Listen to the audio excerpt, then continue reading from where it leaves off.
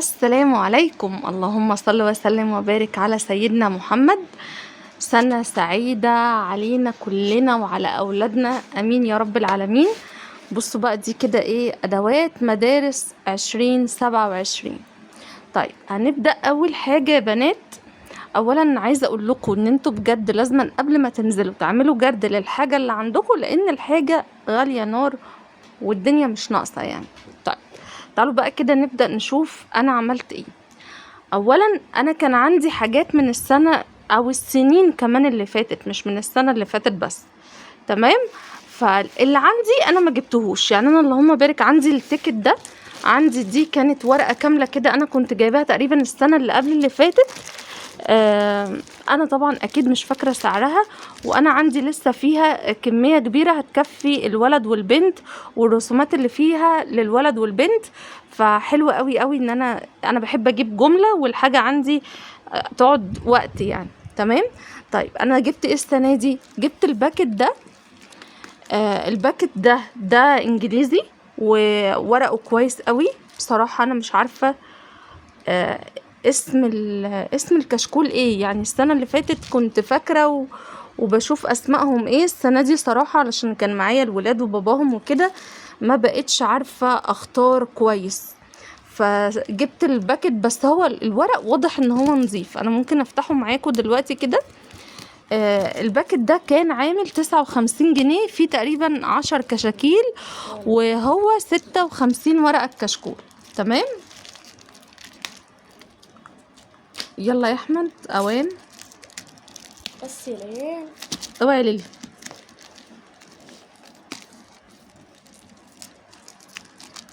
طيب انا هحاول كده اوقف الفيديو واعملها لكم.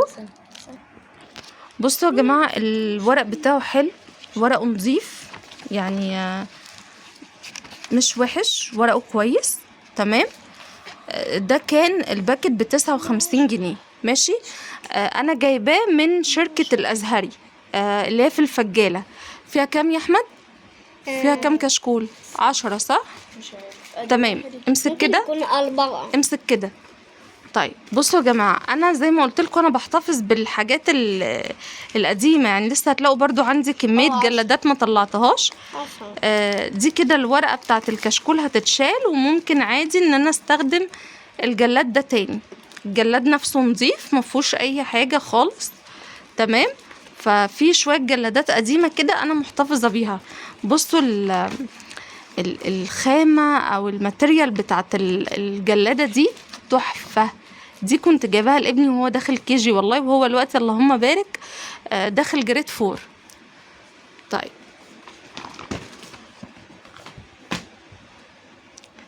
دلوقتي بقى انا عندي جبت له كده الكشاكيل دي علشان خاطر الدروس. الكشكول ده 100 ورقة، ده مسطر كده.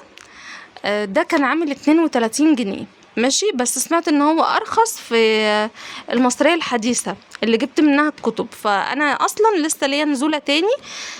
لسه ما خلصتش بقية الحاجة، لا بقية الكتب ولا الكشاكيل. فطبعا انا هشوف هنزل تاني هبقى اجيب له بقى الكشاكيل تانية يعني، بس هجيبها له من الحديثة، المصرية الحديثة. انا جبت من دوت كده 4 علشان خاطر الدروس زي ما بقول لكم. الأربعة كان الواحد فيهم عامل 32 جنيه. جبت له كده يكون عليه رسومات أولاد، ما لقيتش غير 4 بس. تمام. فهو إن شاء الله كفاية للدروس 4 يعني. الواحد زي ما قلت لكم عامل 32 جنيه 100 ورقة. امسك يا أحمد. طيب انا بقى الحاجات اللي هي من السنه اللي فاتت انا بجيب على طول يا بنات بالدست. كنت جايبه دستة من كشكول ال80 ورقه الانجليزي ده باقي منه تقريبا حوالي 3 أو 4. وده 80 ورقه، فمش هجيب دست انجليزي تاني كبير، هو كده كفايه. بس هجيب له كشاكيل للدروس اللي هي كبيره زي العربي كده، ال100 ورقه برضو. ماشي. بالنسبة للحاجات دي بقى، الحاجات دي حاجات اهو عنده مسطر، بس برضو لسه محتاجين تاني هجيب له برضو دستة مسطر تاني اهو ده اللي كان نوع نظيف قوي يا بنات، يعني انا لما انزل ان شاء الله هجيب بقى النوع ده. ماشي. انا مش فاكرة هي كانت اسمها ايه، اهي اهي منترا او منترا ماشي. فمنترا ده حلو. انا برضو السنه اللي فاتت كنت بدور على نوع كده مش فاكره برضو كان اسمه ايه، نسيته ما كانش موجود، فجبت منترا ده. المهم ده كده برضو مسطر وده مسطر، بس انتوا عارفين بقى جريد 4 هيحتاج كمية كشاكيل اكبر من كده. ده غير ان احنا السنة دي يعني المفروض هنروح المدرسة على طول، مش هنغيب ان شاء الله، فلسه محتاجين دستة. هجيب دستة تاني زي ما قلت لكم المسطر ده، وهجيب برضو عشان بنوتي ما لقيتش غير كشكول واحد 9 سطور ده هتذاكر فيه، فهجيب برضو البنوتي دستة كده. هي بنوتي لسه رايحة KG 1 فطبعا هتحتاجه. المربعات لا، عندها كفاية قوي الكشاكيل المربعات، مش هجيب كشاكيل مربعات ماشي اهو. والماتيريال بتاعتهم بتاعت الورقة نفسها حلوة اللي هي منترا ده، فانا برضو ان شاء الله هجيب العربي منترا سواء المسطر او ال9 سطور ماشي اهو. حلو قوي. بصوا ده برضو يعني الماتيريال بتاعته مش حلوه، فهسيبه لها لمذاكره البيت. زي ما قلت لكم كده الحاجه كنت بجيبها بالدست، فباقي ده الجلاد الاصفر ده وباقي الجلاد الاخضر ده، فمش يعني هشوف بقى برضو ممكن اجيب بقيه الالوان اللي ناقصه. عندي برضو الحاجات اللي هي بتاعت القص واللزق والكلام ده كان بتاع ابني، فلان احنا ما كناش بنروح مدرسه اصلا تمام، عشان كان في KG لحد جريد 2 كان في ملحقه، فما كنتش بوديه اصلا، فباقي الحاجات القص واللزق دي فخليتها للبنوته. عندي كمان من السنه اللي فاتت الجلاد بتاع الكتب ده، عندي 2 شفاف وعندي 1 اللي هو الملون ده. طبعا كده لسه ناقص لنا الدوسيهات اللي هنحط فيها حاجه كل ماده وورق الدرس كمان بالحاجات دي، ولسه ناقص لنا حوالي دستتين كشاكيل زي ما قلت لكم كده مسطر و9 سطور. ويا ريت اللي يعرف كشاكيل ناقصه هيستخدموها في سنه رابعه او في جريد 4 تقولوا لي عشان ابقى اجيبها معايا بالمره. بصوا بقى جبت برضو الكتب الخارجيه كده اللي لقيتها. جبت العربي، جبت الامتحان كان عامل 205 يا بنات اهو. جبت كمان الانجليش كان عامل 189. استني يا ليان لو سمحتي، هو اللي ناقص لنا في الكتب الخارجيه ناقص لنا الساينز وناقص لنا الكونكت بلس ماشي. كتاب الماس بقى اللي ما شاء الله يعني عامل 315. شايفين يا بنات كتاب الماس عامل 315. مش عارفين لسه الساينز رخر هيبقى بكام. كتاب الدراسات جبته سلاح التلميذ، الدراسات عامل كام؟ الدراسات مش مكتوب فين. 135. الدراسات سلاح التلميذ عامل 185 ماشي. كده ناقص لنا زي ما بقول لكم الكونكت بلس والساينس ده للولد. ما جبتش لسه للبنوته كتب خارجيه. تعالوا بقى ندخل على بقيه الحاجه ماشي. كده قلنا ناقص لنا الساينز باذن الله والكونكت بلس، ومش عارفه اجيب برضو دين ايه. يا ريت اللي بيستخدم كتب دين خارجي يقول لي اجيب له ايه، علشان ده الدين انا اللي هذاكره له مش هديله فيه دروس طبعا. بصوا بقى انا في حاجات عندي من السنين اللي فاتت او من السنه اللي فاتت انا مش هجيبها، ما جبتهاش ومش في دماغي ان انا اجيبها صراحه. هم عندهم اصلا اقلام كتير قوي، وعند ابني يعني انا بتكلم عن ابني دلوقتي لان بنتي زي ما قلت لكم كده لسه KG 1 عنده اقلام كتير قوي، فانا ما جبتش غير دستة الاقلام الروتو دي، ودي تقريبا كانت عامله حوالي 39 جنيه. جبت له كمان المقلمه دي اوعي يا لان، جبت له المقلمه دي هو شالها من العلبه طبعا. المقلمه دي كانت عامله 120 جنيه ماشي. هاتي يا ليان الادوات اللي في المقلمه. انا جبت ثانية كمان الدستة الاقلام الرصاص دي. طبعا انا جيت اجيب الفبر كاسل، لقيت الفبر كاسل عامله 165 جنيه يا جماعه، فجبت دي ب70 جنيه، والماتيريال بتاعتها حلوه مش وحشه. ماشي، لا يا لولا خليها كده، انا عايزه بس البرايه بتاعتك. بصوا بقى البرايه دي الجميله دي كانت عامله تقريبا 15 جنيه او 20 جنيه. جبت بقى للبنوته عشان هي فكتها، هخليها تركبها واوريها لكم. ركبي يا ماما. هو كده ايه بقى، ابني حط الحاجات. اقلام السبوره دي، اقلام البورد دي كانت عامله 10 جنيه. جبت 2، واحد ليه وواحد لاخته. و الاساتيك الفبر كاسل برضو جبت 2، بس انا طبعا ما شفتش بصراحه الاستيكه بكام، بس بصراحه يعني انا حبيت اجيب الاستيكه نوع نظيف فبر كاسل علشان خاطر ما تتفرولش كده وتخلص بسرعه، يعني بيخربوها اصلا، فجبت لهم دي. واما الالوان والحاجات دي عنده من السنه اللي فاتت، وبرده عنده اقلام جاف الوان، فما رضيتش اجيب اقلام تاني. تمام، هو عنده اصلا كميه اقلام جوه محترمه الوان وكده، فما رضيتش ان انا اجيب حاجه تاني. اللي جبته دستة اقلام جاف، دستة اقلام رصاص، جبت استكتين فبر كاسل للاتنين، جبت برايتين كده زي ما انتوا شايفين. ولما اروح تاني بقى يعني البرايات دي للمدرسه معاهم. استني يا لين، البرايات دي للمدرسه معاهم، انما انا هجيب بقى برايه حديد للبيت. فانا زي ما بقول لكم انا يا جماعه بجيب النواقص، مش بنزل اجيب كل حاجه مره واحده. بصوا عندنا الاقلام الفلوماستر، والبنوته برضو عندها اقلام الوان، فما جبتش اي الوان خالص.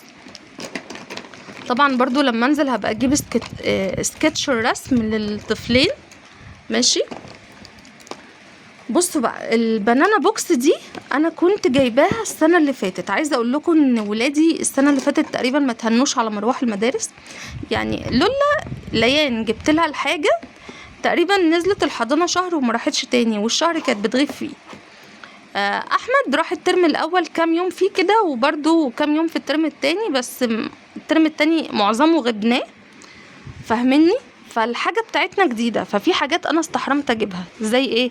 زي مثلا البنانا بوكس. البنانا البوكس دي انا كنت جايباها السنه اللي فاتت تقريبا ب100 وهي جديده وزي الفل ما فيهاش اي حاجه. فانا ما جبتش بنانا بوكس السنه دي، اكيد مش هجيب يعني طالما الحاجه كويسه وجديده جميله مش هجيبها طبعا. كمان كنت جايبه الاتنين دول الفلاسكه دي عليها عرض من تانك، انا مش فاكره بصراحه سعرها، بس دول من الحاجات اللي انا كنت جايباهم السنه اللي فاتت، الزمزميات دي. فبرضو انا مش هجيب زمزمات السنه دي، مش في دماغي اصلا خالص. اللي انا ممكن اجيبه السنه دي وشفته على جوميا، اللي انا ممكن اجيبه اللانش بوكس. تمام، بس بصراحه اللانش بوكس ده كلنا عارفين الماركه المحترمه الجميله بنت الناس دي، وما شاء الله. انا عايزه اقول لكم ان مع ابني من وهو في KG1. تمام، مش فاكره كنت جايباه بكام، كنت جايباه اعتقد ب 375 جنيه. النهارده انتوا شايفين سعره بقى عامل ازاي، او ب 275 كمان، مش فاكره، بس هو كان كده. والله ما فاكره يا جماعه هو كان بكام بالظبط، بس انا كنت جايبهوله وهو رايح KG1. ما شاء الله. وزي ما قلت لكم برضو يعني احنا مش بنروح المدرسه كتير. بصوا ما شاء الله زي الفل، ما فيهوش اي حاجه. في هنا علبه بس انا نسيت اجيبها، العلبه اللي هي بغطا دي بتحط فيها صوصات او بيتحط فيها كورن فليكس او اي حاجه. ف يعني ممكن لو جبت للبنوته لانش بوكس، شفت واحد على جوميا كده عجبني، فممكن ان انا اجيب لهم الاتنين زي بعض، اجيب لهم لانش بوكس جديد.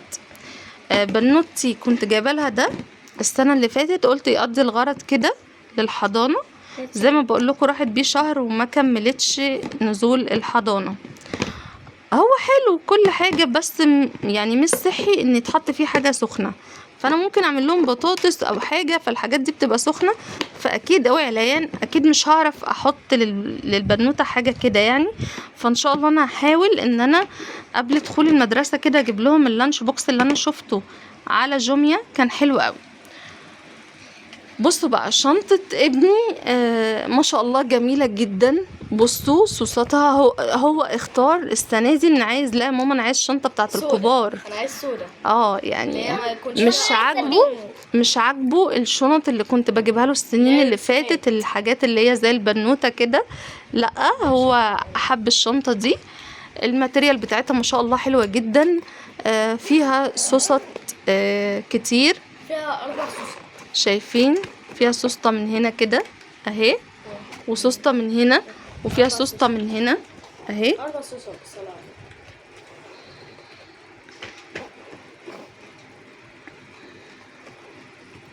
انا مش عارفه بصراحه افتح كويس بايد واحده، بس انا عايزه اوريكم حاجه لذيذه في الشنطه دي من جوه.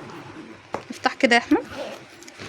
بصوا ماتيريال جامده، عاملين لها زي مكان كده لللاب او لاي حاجه كده هنا، فلذيذه بصراحه. انا مش فاكره سعرها كان كام الشنطه دي.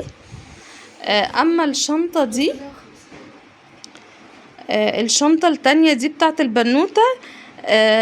بصوا هي كبيرة شوية عن KG1، بس انا وافقتها وجبتها لسبب ان الكتب بتاعت التجريبي بتبقى كتير وبتبقى كبيرة، وهي حابة اليونيكورن ده وما لقيناهوش في الشنط الصغيرة فجبتها لها دي. عايزة اقول لكم بقى ان الجرار ده مش عارفة اسمه ايه، ما علينا. المهم الجرار ده كان لو اشتريت الشنطة كده كلها على بعضها بالجرار كانت عاملة 1200 جنيه ماشي. فانا عندي الجرار بتاع شنطة اخوها بتاعت السنة اللي فاتت ماشي. او بصوا احمد عنده الشنطة دي ما فيهاش اي حاجة بايظة ولا اي حاجة. بس انا قلت ايه عادي بقى هو واخته يبدلوا فيها مع بعض، مفيش اي مشكلة خالص. حلوة اهي برضو جميلة. دي كانت بتاعت السنة اللي فاتت اهي، فدي هو واخته هيبدلوا فيها عادي جدا هما الاتنين مع بعض ماشي. يعني شنطته اتبهدلت يروح بدي عقبال ما اغسله دي، شنطتها اتبهدلت تروح بدي عقبال ما اغسله دي. وخصوصا كمان ان في لانش باج لونه احمر كده لذيذ شبه دي كده، فهتمشي برضو للبنوتة. دي برضو بجرار هغسلها، بس دي برضو بجرار كده ان انا اركبها في البتاع دوت تمام. طيب بصوا برضو شنطة البنوتة ما شاء الله الماتيريال بتاعتها حلوة، وهي عبارة عن 3 صوصات ومعاها كمان اللانش باج القمر ده، ومعاها المقلمة الجميلة دي. بصراحة يا جماعة الماتيريال بتاعتها حلوة جدا. وقولوا لي في الكومنتات انا جبتها من غير الجرار بكام يا بنات. انا مش هقول لكم سعرها، خمنوا سعر وقولوا لي انا جبتها بكام من غير الجرار ماشي. وشنطة ابني انا كمان افتكرت سعرها برضو مش هقول لكم، قولوا لي جبتها بكام. عايزه اقول لكم ان انا نزلت باب الشعرية وجبتهم من باب الشعرية، اما الكتب والحاجات دي جبتهم من الفجالة. وانصحكم تروحوا لان الكتب الخارجية عليها خصم في المصرية الحديثة 20% يا بنات. واللي يروح قبلي يكتب لي جه الساينز وجه الكونكت بلس المعاصر ولا لا ماشي. لو وصلتوا معايا لحد هنا اكيد حبيتوني وعجبكم الفيديو بتاعي، وما تنسوش تعملوا ايه، لايك واشتراك وتفعلوا الجرس. ايوه عشان يوصل لكم كل فيديوهاتنا. باي باي. باي باي.